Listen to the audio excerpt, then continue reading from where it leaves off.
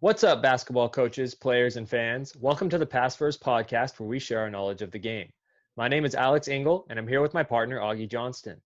We hope you're able to take something away from today's episode that'll help you in your basketball journey. Today, we have a special guest on with us, Coach Brendan Rooney. He's the head coach at Menlo College, and he's going to be talking to us about the level of play at the NAIA level. Some of you may know about that, some of you may not. So we're going to get into that a little bit deeper today. If you've been following us on Spotify, iTunes, or on YouTube, please make sure to like and subscribe. It really helps us grow and continue to get great guests on the show with us. So without further ado, let's get right into today's episode.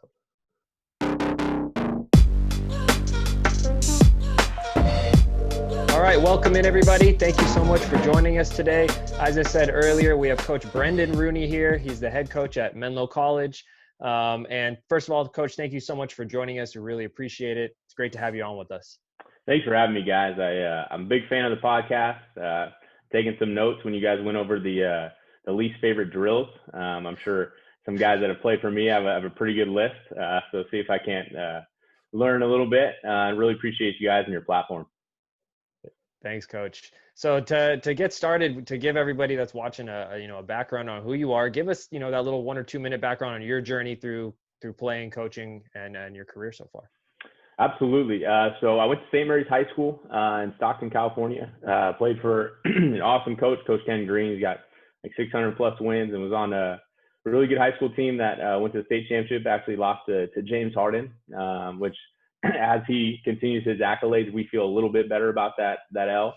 I was definitely, more of a coach, kind of cerebrally understood that, college basketball probably was my future as probably a better football player than basketball. So decided to go to UOP in Stockton. My first year I helped out at my high school. And then I jumped to the women's side actually and helped out with their practice squad. I was at UOP for 6 years because I got my undergrad and then I got my doctorate there. And then when I started, my first game ever, ironically, was live scouting Menlo versus East Bay, which now I'm the coach of Menlo. My brother's the coach at East Bay when I was 18. So my brother got a job in Maritime, and we're a big family and into it. So he sent me over there for a live scout, and I was hooked, right? You get in the trenches and, try to have, any contribution you can. So helped my brother with live scouts basically the entire time I was in school. And then when I graduated physical therapy school, I was able to jump on his staff as an assistant. So I was working full-time physical therapy, and then would drive over from Sacramento to Vallejo and work out the guys and be there for practice. And then when he got the job at Cal State East Bay, Marv Christopher, athletic director, I'm eternally grateful for, gave me a chance. And so I was at Cal Maritime for 6 total years, so 3 as an assistant and 3 as head coach. And then this past off season, I was fortunate enough to get the job at Menlo. So fired up to be an Oak and excited. I can't wait till we get to practice in the ball tips and there's some sort of normalcy going. Yeah, and I'm sure that's kind of a difficult, transition to going from, I'm in a new job, and now it's like, I want to work out my players and do all this stuff, and it's like everything you got to be on a halt right now. For sure. So I'm sure that's a little bit of a challenge, but yeah, and I know you guys did well at Maritime while you were there. Can you kind of elaborate on that a little bit? Yeah, so we were fortunate enough. We were in the top 25, kind of receiving votes on the national poll. Won 20 games this past year. So, but you guys know, it's all about the guys. I was very fortunate to have a big time group of seniors that hung in with me when my brother left and decided they were going to kind of hunker. And that was huge. Just this past week with Thanksgiving, getting texts from those guys and talking to those guys, that's what it was about. The relationships and the type of human I got to be around every day was outstanding. And then that's what was so enticing about Menlo is didn't really have to change, quote unquote, how we do it.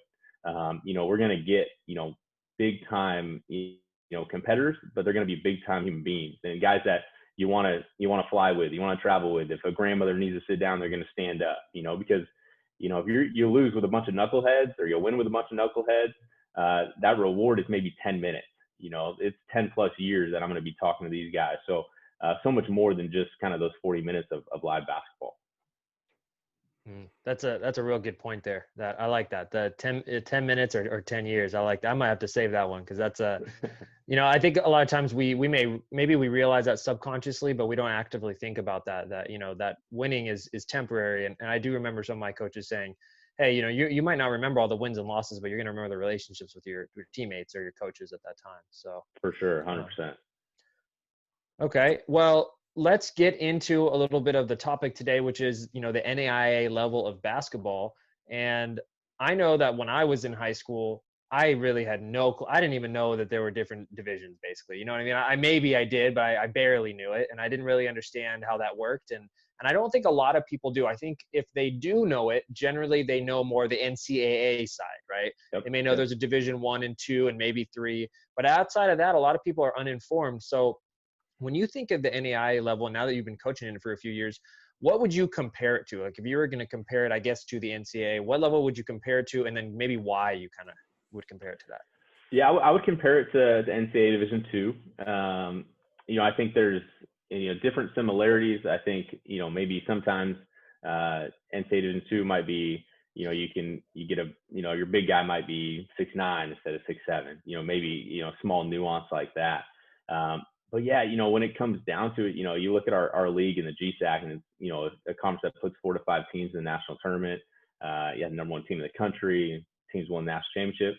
I mean, we got Division I guys, sprinkled throughout the entire conference. Guys from Fresno State, guys that are, junior college All-Americans. So, I would compare it to Division II. But it's one of those things, and you're seeing it with some of these early games is, whoever comes to play, that's really what it comes down to. And, there'll be some, Division I's that don't want to schedule some Division IIs. There'll be some Division IIs that don't want to schedule some NAIs. So I think it's definitely a spectrum. It's not a hard stop.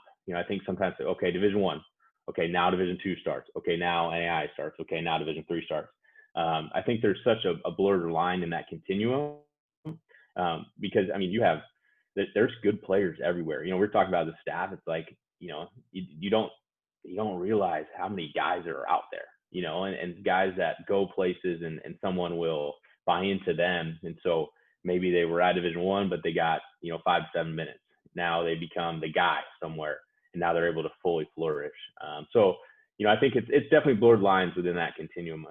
A long answer to your question. I actually totally agree with that. I mean, I think the team that wins the NAIA National Championship Division I, like they can probably beat a good percentage of Division I schools even in this country. I mean, I'm not going to say like, oh, they could beat like 50%, but if you think about how many there are, even if they could beat 2%, that's like a large number of schools, right? So what about recruiting wise, as far as the challenges between, you said it's similar to Division II and as far as playing level, but how is it more challenging, you think, to recruit to an NAIA versus a D2? I think it's, you got to find your niche. I think some people are so worried about the connotation. It's like, okay, it's NCAA Division II, that's great, but it's, what does that mean? Are you going to a place where you're going to compete for the national tournament berth? Or are you going somewhere so you can tell your friends? I think when it comes down to it, it's like, you got to go where you're wanted, so, if there's a plan in place for you and what you do skill set wise fits into what that program does, then you should go there. But yeah, I mean, we've had, numerous guys. It's like, oh, where are you calling from? Or the whole polo lookers, it's like you're out recruiting and they're kind of looking at you like, or like, hey, like, where are you from? Tell me more, so, in a lot of places, especially small schools, they don't know a ton about us until we tell them, even, when I was at Cal Maritime in Vallejo, some people lived in Vallejo their whole lives, had no idea we were there. It's a similar thing, some guys we've signed at Menlo's, they had no idea we were there. And then, it's that whole, you find that gem and you realize, at Cal Maritime, you're right on the water in the Bay Area. And Menlo, you're in the middle of Silicon Valley. I pass Facebook every morning, so being able to kind of have those conversations. And I think for me personally, being at the institutions I've been attracts the type of guy I want to be around. So I think for that, it's, if they're like, hey, I want to be a walk-on at Division I, and maybe play my 4th year, well, that's great. Then this isn't for you, and no hard feelings, but we're not for everyone. and we're completely open with that. But those we are for, we're really good for. So finding those guys that want to buy into what we're about and don't care if it's, NCAA, NAI, they just want to hoop, right? They want to hoop and they want to compete, and they want to get a big time education. And I think when you find those type of guys and they surround themselves with like-minded people, then that's when you have the chance to have something special. But going, Augie, back to what you were saying as far as team that wins the NAI National Championship, one of our years we went to the Sweet 16 at Cal Maritime. We're playing against Union from Kentucky, and they're good. I think they were top 5 in the country.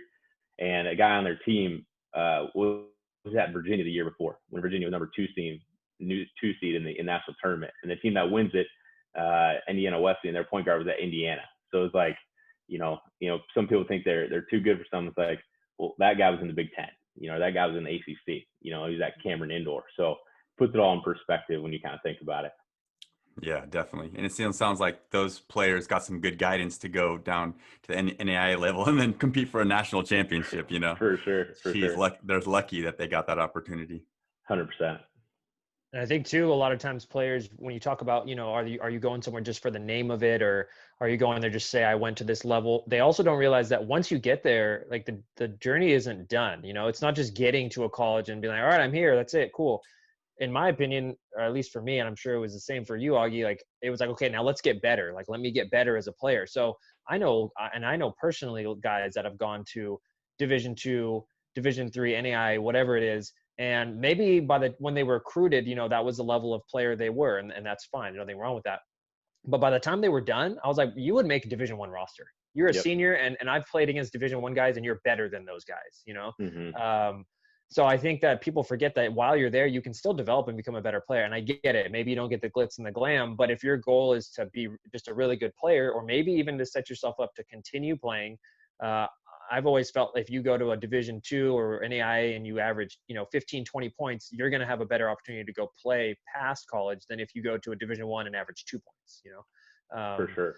So I think that gets sometimes lost in there, but I guess it's probably always been that way. But I think especially with like the social media age we're in, where everything is, put on, on Twitter or video recorded, that hype has just grown exponentially to go play at, those bigger schools. So. No, for sure. And it's, you hear the same thing every year, and some kids, they have to go through it themselves, no matter how many times we can draw parallels.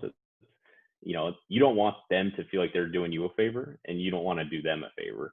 So I think, finding that balance, but sometimes you can see the writing on the wall really early, but they got to go through it. And it's, that's their prerogative, and you support them. And, the whole thing, if you care about them when you're recruiting, you care about them when you coach them, when they make a decision that doesn't go your way, still got to have that care there. And kind of, this is a little bit of a follow, but it was kind of our next point anyways. I know we covered a little bit, but when you are recruiting most of your players, do you find that most of them know the NAIA level? I think some of them do, some of them don't. I think like the junior college guys do, because they're just exposed to so much, and, they've gone the long bus rides, and they've, played in gyms, and wherever, and they just want to hoop.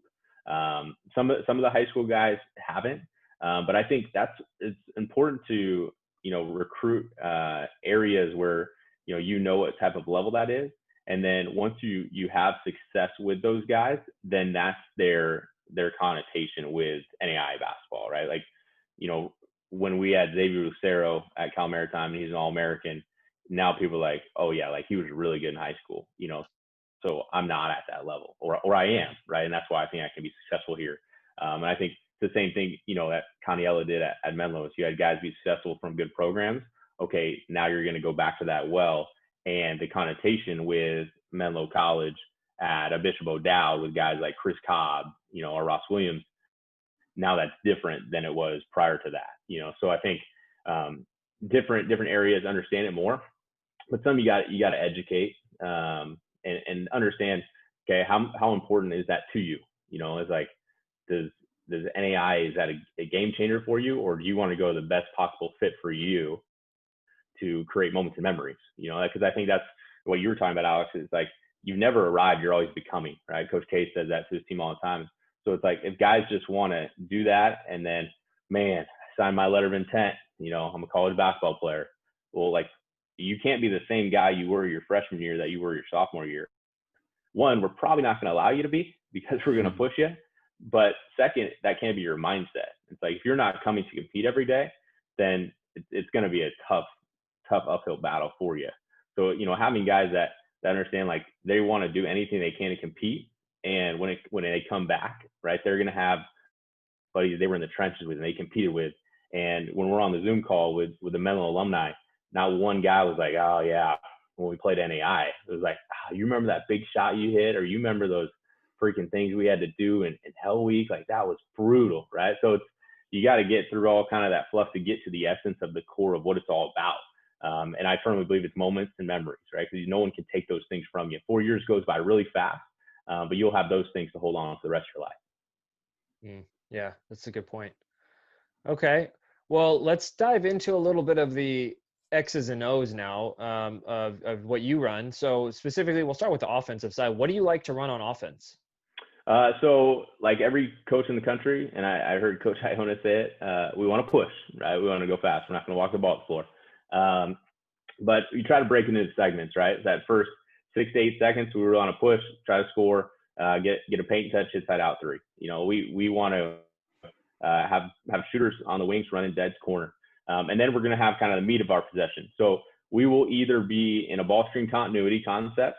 So that's one option, or we'll have like a cross screen, down screen. So everything is going to have two options. So if they're denying the wing, you go through the four, right? If they're denying the four, you go to the wing. So everything has two options to go. In our cross screen, down screen, wherever it's initiated, whether it's a wing or through the four, that just changes who gets the cross screen in the post, right? So if the four gets the ball, then he's going to get the cross screen, right? And then it's going to change who sets it, obviously. In our cross screen, down screen, every time a screen is set, it's going to be a big to little or little to big. And so if they switch, then we have a mismatch. And then after we're in our cross screen T game action, then it's always going to finish in a 1-4 high, right? So then you can get to any of your specials, right? You want to run a UCLA to stagger, you want to run an Iverson, whatever, right? There's, especially in this time, you can look up so much that you can run out of that. But those are going to kind of be our two bases. Our ball screen continuity, we'll get into it a bunch of different ways. We'll pistol into it, we'll hand off into it. We'll set, guard a big ball screen, big to guard ball screen. We're going to have our core, base in there, but we're also going to utilize who we have. Like last year I had a All-American 4-man. So we gave him the ball, and then we had a 2 set the ball screen because we knew they were going to switch. And if he's 6'6", he's gonna be able to get to the rack or shoot over a guy. So those are going to be our two big, kind of block concepts. But we're also going to try to change things based on how they guard it. Are they a hedge team? Okay, then we look slip. Or can we put a shooter at the 4? Can we ghost him to an empty side? So going over those different reads for our guys, so that they have the ability to play. Because like we've told them, we want to have these constructs in, but hoop, right? Like this is just to maximize your abilities, right? Like whether we score right away and it's an A shot, or we score with 2 seconds in an A shot, like just get an A shot, like get a paint touch somehow, cause a long closeout, create an advantage, cause 2 to the ball, those sorts of things. So for us to go, it all starts in transition, right? We want to push that thing up. We're going to have a rim runner. We're going to, space with our 2 and 3 to the corner. The point guard's going to have an order of operation. It's going to be look at the rocket man, opposite rail, same side rail. The forward's going to trail. And then once you've hit either of those, then it's automatically into either our ball screen continuity or our T game concept. So able to flow into it there. That was some good stuff right there. That was a little tricky probably for everyone to follow along a little bit. I think I would like you to iterate a little bit on the, on the transition part where you said first we're looking cross rail, trailer, strong rail, something like that. Can you tell a little bit about that? For sure. Yeah. So we're going to have our rocket man, right? Our 4 or 5. He's just going to run rim to rim, like a bat out of hell. He's going. Someone's either got to tag him from a guard because we feel like our bigs move pretty well, or, their big is going to be trailing. So that's our first look. The point guard gets his butt to the sideline on the right side. He's going to look dead center. And then the rail would be that opposite side. So it'd be the 3 run to the left. So he's going to look to push that up to go, to cause that defense to shift. If you get that ball from that right side to that left corner or left wing, wherever he catches it, you're going to have forced a long closeout. So he's going to have to get, from tagging that big guy to get all the way out there. And then the third option is that same side rail. We want the ball to cross half court in the air. The last thing we want is for our, to dribble the Spalding out of it and that thing not to have in the air. So if we can get that thing up and we can go, we've all had some coach at some point has had a guy with a basketball and told him to dribble, and a guy with a basketball and told him to pass. The pass always beats it, right? So, we want to push that thing up and go and be able to, if we can get the ball inside right away, we want to. But that we feel like we can, force a disadvantage for the defense or a long closeout somehow. Nice. Okay. Yeah. Thanks for explaining that. I like that. I actually never heard the rail terms, but so it looks like you guys are looking opposite real early. That's pretty similar to what we do too. So nice to hear that. For sure. And what do you do? Because, a lot of times coaches talk about that, cross-court pass being more dangerous and a long cross-court. So what do you do to try and take that danger away from those long cross-court passes? I think part of it is your big has to really run. Like he's got to run because if you can beat your guy down the floor, because there's defensively, like there's almost like a second of recovery once the rebound's decided. You see a lot of times in bigs. So if our guys can just go, then the guy that's defending that opposite rail, he has to come and respect that. So that's when that pass becomes more available. If he doesn't run, then it's not going to be there, and that's why the kind of the order of operation is what it is. Okay, boom, I'm looking at that rocket man. Is that guy tagging him? Is he shifted there?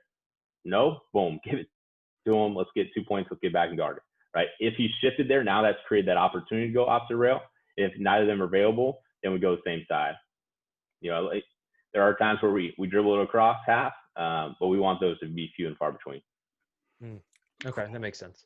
So are you guys are transitioning down really quick, obviously, and then you're flowing right into either your cross screen, down screen, or ball screen continuity. So you get into your ball screen continuity. How does that end? Because it's ball screen continuity, Yeah, for sure. I think you're looking to attack. Like we're going to try to get as many empty sides as we can, right? So we'll either backdoor the guy, we'll have him come for a handoff, fake handoff, whatever it is. But when it gets to that last 8 to 10 seconds, if we haven't had anything, then we're either gonna run a double drag or we're gonna run, some sort of numbered sequence ball screen. Give the ball to your best player and have him make a play. I think that's, when it's all said and done, it's you need the Jimmies and Joes, right? The X's and O's are awesome, and we all drool over them. But when it comes down to it, if you look at the end of a game at any level, you're gonna give it to your best player and instead of ball screen, and hope a guy makes a shot like Luka did in the bubble, and makes us better as coaches, So, but yeah, going back to that first 6 to 8 seconds push, then you got that meat and potatoes, that 12 seconds, 12 to 14, and then you got that last 6 to 10, to be able to go, But we want our guys to be free in that, if we get a good shot in the first 6 to 8 seconds, we'll take that because. Are you going to wait 15 more seconds? What shot do you get that's better than a great shot? Obviously time and score comes into it. But if we have a guy that's shooting, 40+% from three and we get an inside out three with 23 on the shot clock, like we're taking that thing, So, and having our guys play free in that, not having feel like the handcuffs or the constraints are on them. Okay, cool. Thank you. Absolutely. All right. So then let's flip it and go to the other side now. Let's talk about the defensive side. What do you guys traditionally run on defense? So we're gonna take away the middle. So we're gonna be kind of a mixture of the pack line. We don't force middle like the traditional pack line, but so we're gonna keep the ball out of the middle, and then we're not gonna deny one pass away. We're gonna plug, right? So we're gonna plug that gap. We talk about flat triangles. So between you, your man, and the ball, there should be a flat triangle. If you have a fat triangle, then you're going to be late, right? So really want to focus on that. I think sometimes when you say take away middle, you give up baseline so easily, right? It's like I always talk to guys like, don't lay out the red carpet, So something we've really tried to hone in is just take away middle, but do not let them get a paint touch, right? So I don't care which way it is, but do not let them get a paint touch, right? Because conversely, offensively, all we want are paint touches. So if we can keep the ball out of the middle, that's the heart of the paint. But same thing when it comes to the baseline. So we don't say force baseline, we say force corner, so that our guys don't get their hips too wide. And then we really try to focus on the fundamentals of, okay, my nose is going to be on your high shoulder. Okay, my heel-toe relationship defensively is going to be here. Okay, this is my dig, this is my trace hand, right? So that you get down to the nitty-gritty so that it's ingrained in them. Okay, close out one dribble. Okay, where did your hips go, right? And it's the basis of it, and guys don't love it, but I think that's what leads to being successful defensively. And then ball screen wise, we'll teach everything. Ironically, a couple weeks ago, we're teaching ball screen defense on Zoom with a little tactical board, which was intriguing. But we'll ice the majority of it. I think for us, it just works out best because we're here taking away middle, and then we just have to flip our hips to go, as opposed to switching our nose side and then a guy being able to reject the ball screen. So we'll teach, hug, hedge, and ice. But I would say if you broke us down, we're probably 85% on ice. And then, based on who we're playing, we'll go under. If that guy's a big shooter, we'll hug him, blitz a guy, all those sorts of things. So we'll have all those fabrics in, but depends on who we're playing and kind of what they do well. But I think if we can keep with our concept of taking away the middle and keeping them out of the paint, and it's consistent throughout, whether it's a ball screen, whether it's a post touch, all those things, then we can have that consistency throughout our 30 seconds. Okay. And I had one little follow up on because I ice as well. I run ice on our wings. Now, what do you do when there's a screen? I know it's maybe not as common, but if there's a screen in the top of the key, do you hard hedge that, or what's your rule on that? So we'll flat hedge it. So we'll always decide a middle ball screen which way we're going to force it. So for the most part, we're going to always force it left.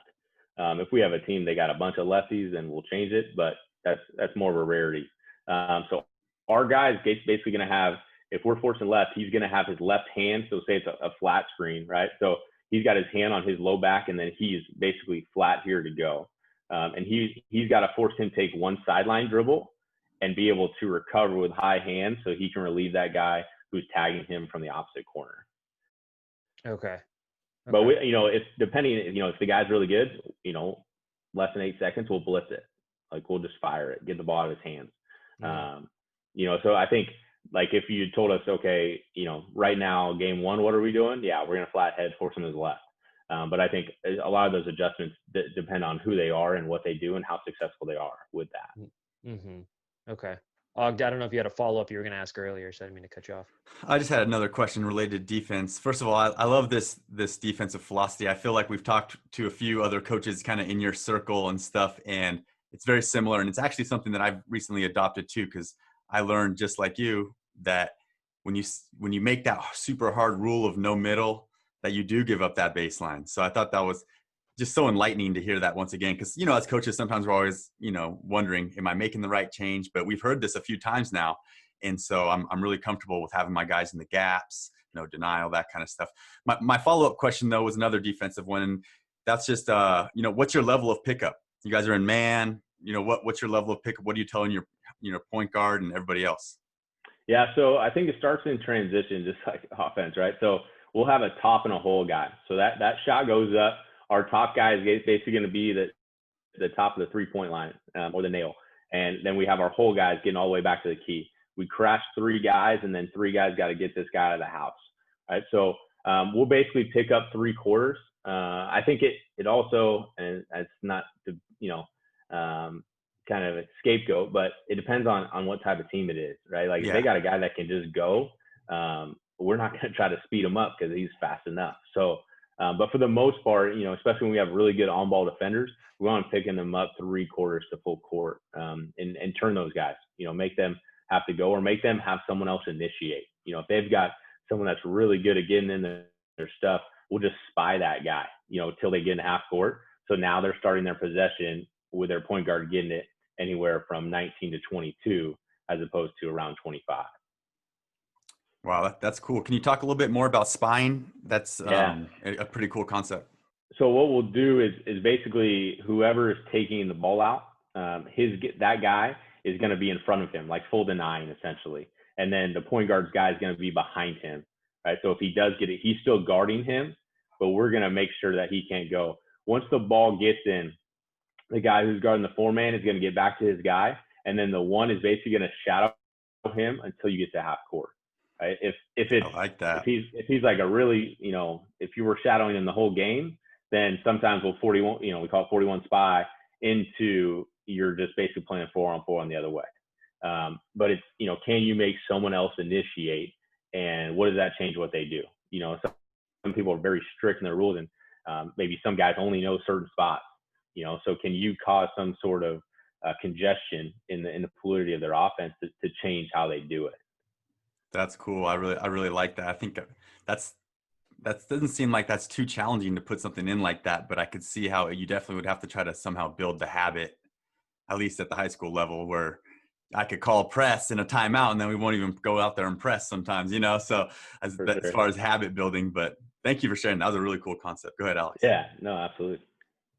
Okay, well, so now that we've gotten a little more into your X's and O's on both the offensive and defensive side, what would you say are some of the core like fundamentals of your program? Maybe the philosophy, I guess you could say, of the program that you try to build and invest into your players. I think toughness and preparation, I think are the two biggest things. I think I got my start, if you want to call it that, like in the live scout type stuff and in the preparation. We talk to our guys that we want to steal 16 to 20 points in preparation. Right? So maybe that's scripting a call. Maybe that's knowing as soon as they call Bruin, it's a duck in. So we're high sided before that, or we're denying the reversal so they can't get to that. And then it's, are you tough? Like, will you take a charge? Will you dive on a loose ball? Like, I'm not crazy animated on the sideline, but if there's a charge, I'm going to be fired up. Like we're going, like every guy's standing up, and we're going to be that. And so funny kind of story to go off. So every year we let our seniors pick a drill during senior week. And Chris Brooks, who played for me, awesome human being, his was a charge drill, but he wanted me to take the charge. So it wasn't just one, though. Everyone got a crack at it. So it was 14 consecutive charges. So, like, I'm not, the quarantine, right? So not in the best shape of my life. But I'm basically at the circle, and they got one wing has a ball, and the other wing has a ball. So, boom, I got to stand up, boom, taking a chest, get up, next guy comes. And these guys are just like, they're just pent up, like, you didn't play me as much as I should. Or, like, can a guy get a touch, So you got guys, like, trying to take flight. And my thing is I'm just going to take charge and not get dunked on. I was like, that's all I'm going to do. But it's, it's the whole thing, and it was fun. And, I was sore, don't tell the guy I was sore for a while, it's like not as young as I used to be. But it's like, can we have that toughness about us all the time, and that's how we have to be. We've got to be high energy. We got to be into it. It's, we're not just walking around or going through it. And that goes back to what you're saying. That's not for everybody. Like, not everyone loves that. And that's cool. But I don't think anything great was done without enthusiasm.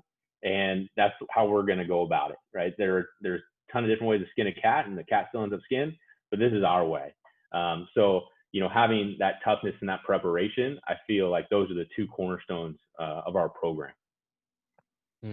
Okay. And do you find that, not just talking about that, I guess I'm kind of tying this concept into what we were covering earlier with the X's and O's. Like, there seems to be that you have a lot of minutia and detail, and you really work on the individual, not just like, I mean, they are skills. They're not skills that people think of. Mostly people think of like shooting and passing as skills, but they are skills: how to defend a screen, how to put your footwork on it, whatever it is. Do you find that that's something you have to do every single day with them? Or is it more like, okay, we put this concept in, maybe for a couple days, shore up on it, and then after that it's in, and you guys need to understand it, and we need to keep moving forward? Because I could see how there's so many details that if you're doing everything every day, it's going to take up like your whole practice almost. So I'm just kind of curious how you do that. How do you instill that? For sure. I think you got to keep them engaged too. Cause like, guys want to just hoop, right? If you ask a guy like, oh, we should just play all the time, It's like, well, we're not going to roll the balls out. Like, that's just not going to be the deal. But I think, going back to your question, I think we just have to build on it, right? So like, are we doing the one dribble, in February? Probably not. Right. But maybe we're doing, a 2-dribble one-on-one from the slot, and your job is to keep the ball out of the middle. And it goes based off of, okay, what was your first step? And then that coach that has that station of that, okay, why did you get beat there? Because your first step wasn't there. remember when we worked on this in September? So I think you build on it. But like, are we going over how we guard down screens and how we guard staggers and fades and ball screens every day? Probably, or every other day.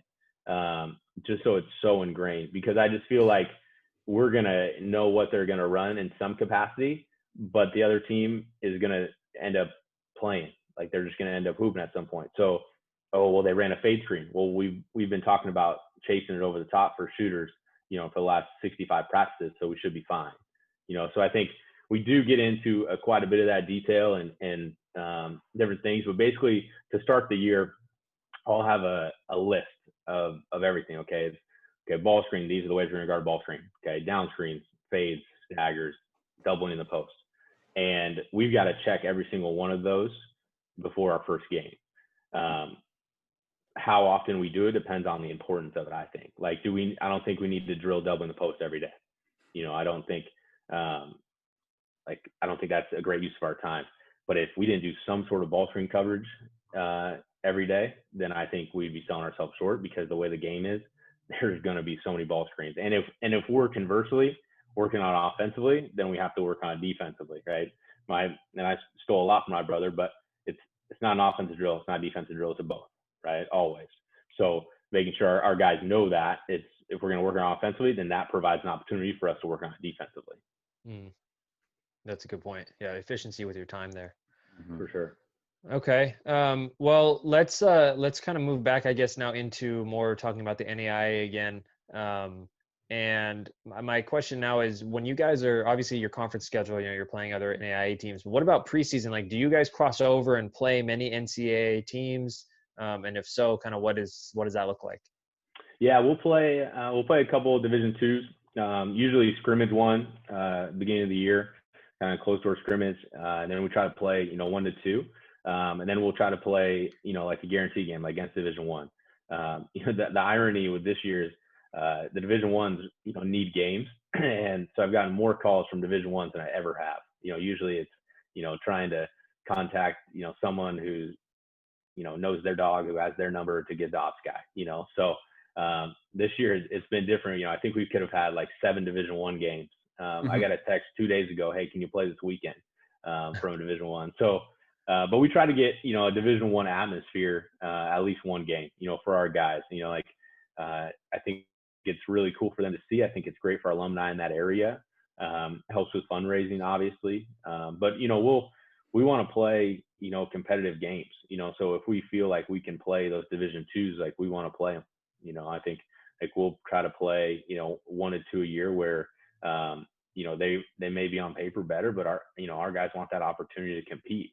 And to be able to show that. So I'll never play my brother. That's kind of a rule we have. But besides that, we try to get, 1 local or 2 local Division II games every year. Okay, cool. Yeah. And I know when I was there, we played it was 2 or 3 Division Ones, and same thing, about 2 or 3. We probably got like 5 or 6 games in against Division One, Division Two schools, and it was, like you said, it was fun. It's a fun atmosphere. I know we played like at USF, and we played here at Cal Poly, which was cool for me to come home and play against them, and Sac State, and just a handful of other ones. But it is cool to be able to experience that as a player. And I know, Og, you guys played some pretty big schools too. You played like UCLA, Fresno State, stuff like that. So yeah, I mean that's a whole nother level even than what I did. For sure. Yeah, we might want to take that UCLA game back and just get on that one. we played, that box score. Yeah, just bury that box score, because I want to say it was a 50-point loss. So that's funny. Yeah. Well, now, and kind of touching it, since you said talking about playing against your brother. So how is that dynamic? I mean, I think it's probably got to be pretty cool that you've got 2 brothers that are both head coaches in the Bay Area in schools that, I mean, I don't know what East Bay is, maybe 30 minutes from you, maybe 45. Yeah. So how does that work? How's that dynamic? You said you don't play with each other. So I kind of want to know, why do you not ever play each other? I almost feel like it'd be the opposite. You'd be trying to compete and feel I'm the better brother. So. I think when it comes to just that caveat, it's for mom, right? Mom would be a nervous wreck. We had a game last year.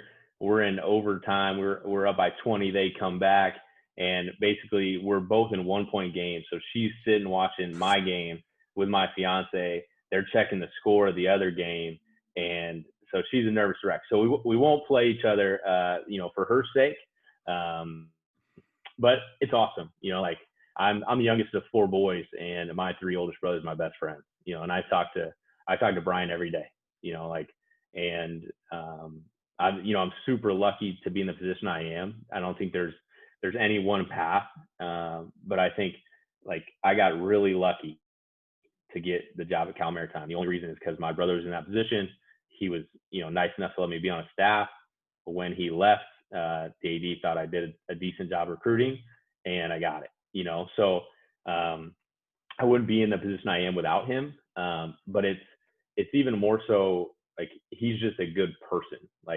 And so being best friends with my brothers and the examples that they provided to me, it's been sports as our catalyst, for our relationship and how we've attacked life. You do the right thing because it's the right thing to do. And so it's the same thing when it comes, to coaching and to being around it. And, for the most part, we don't get into it. We rarely ever argue. I think maybe once or twice about a recruit. But besides that, it's, we're cheering the other on. Like if we play at 7, they play at 3, I'm watching their game, and vice versa. And basketball has so many ups and downs. And so having someone there that has been through it and knows what it's like, because you guys know, like we don't coach for the money. Like we're kind of crazy, all 3 of us here to choose coaching as a profession. Wouldn't change it for anything in the world. But there's only so many people that understand kind of the insanity of it all. So being able to have that kind of at the ready and be able to call when, you're at the low. When we lose a game, I feel like the world's going to end, right? When we all know the sun will still rise tomorrow. But if you try to tell us that in the moment, we're going to call BS. So having someone that gets that, and we're wired very similarly, it's great. It's awesome. And I'm very, very fortunate to have that relationship. That's awesome. I think it's so cool too that you guys, I mean, it's one thing to have a brother that coaches or whatever. And I've seen that before where family members of coaches or have coached at the same time, but usually it's, either ones that they're at different levels or one's in, the Bay Area, the other one's in like Kentucky or something like that. So I think it's really cool too that you guys are, I mean, basically, in my opinion, I consider that you're like neighbors, For sure. So that's a pretty awesome situation there. Okay. Well, our last question here before we get you out of here is, if you had any advice for players that were looking to play at the NAIA level, what would your advice be to them? And it can be either for your program or just kind of in general. I think do your research, like know where you want to go, what you want to study, all of that, because that's a huge part of it. And then go where you're wanted. I mentioned that before. It's like, but it's go where you want to go where you're loved, because so much is okay. Well, this isn't working out, so I'm going to go get another player, right? Or trying to find a new toy. But find somewhere where you're wanted, you're loved, and they're going to invest into you. The time, right? Into you as a person. Are your conversations only about basketball all the time? Or are you guys talking about what's your favorite thing at Thanksgiving? So I think is really find someone that wants to invest in you in some place that is going to set you up for success. As a basketball player, yeah, but what does your degree do for you? I've been fortunate enough to be at 2 institutions that their degree opens doors. If the degree's not worth much more than the paper it's printed upon, then you wasted those 2 or 4 years. So make sure that you have the opportunity to go somewhere you wanted, you loved, but when that ball stops bouncing, there are doors open to you that didn't exist prior to you going there. Yeah, that makes a lot of sense. Yeah. Yeah, it's a good takeaway. And I think too, often sometimes people forget that, at the NAIA level, you can get your education paid for, and I don't know what the rules are as it is nowadays. I know it used to be that it was pretty similar to Division II with how many scholarships they could give. And I know there was talk of transitioning to like a 1-tiered system within the NAIA. Actually, I forgot to ask that earlier. If you don't mind really quickly elaborating, what happened with that? Is that still going on, or? Yeah, so this is the first year that it's all one. So it used to be, NAIA Division II, which was what Maritime was, and then NAIA Division I, which is Menlo is. So they came together. So it used to be NAIA Division I would have 11 full scholarships, and NAIA D2 would have 6. So they basically came to the middle, and it's 8 now. So, that obviously varies upon institution and all of those things. But that's where it's kind of that similarities to the Division II, because you're going to have a Division II, you're going to have, anywhere from, 6 to 10 scholarships. So now it's a little different because the national tournament is 64 teams instead of 32 with the combining. But yeah, it's definitely, the opportunity to play, basketball on scholarship. I think that's not many people, and you see the statistics, right? This many people play high school basketball, this many people play Division I, and so on and so forth.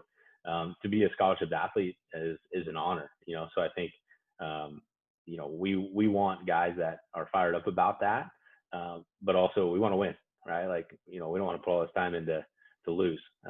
So finding guys that are doing that, and then can push you to be in that 64 and compete for national championship. Definitely. Awesome. All right, Og, anything you want to throw in here? No, I think that was a great episode. A couple things you said inspired me. A couple things you said educated me. So I'm ready to listen to this one back again. I appreciate it. No, you guys are doing an awesome job. I think one of the very cool things about, the quarantine or COVID is the platforms that, people like yourselves have explored and allowed us to learn. I think we're always better as a group than we are any individual. So being able to jump on and to learn from you guys and to see your guys' passion for it is awesome. So I really appreciate you guys' time. I hope there was something you got. If you got it, I stole it from someone. I guarantee you that. But thanks so much for your time, and really appreciate you guys doing this. No, thanks, Coach. Yeah, it was great to have you on here with us. And again, thank you everyone else for listening or watching in today. We really appreciate your guys' support. If you're listening on iTunes or Spotify or watching on YouTube, make sure to like and subscribe. We come out with a new episode once a week, and we hope to see you guys in the next one.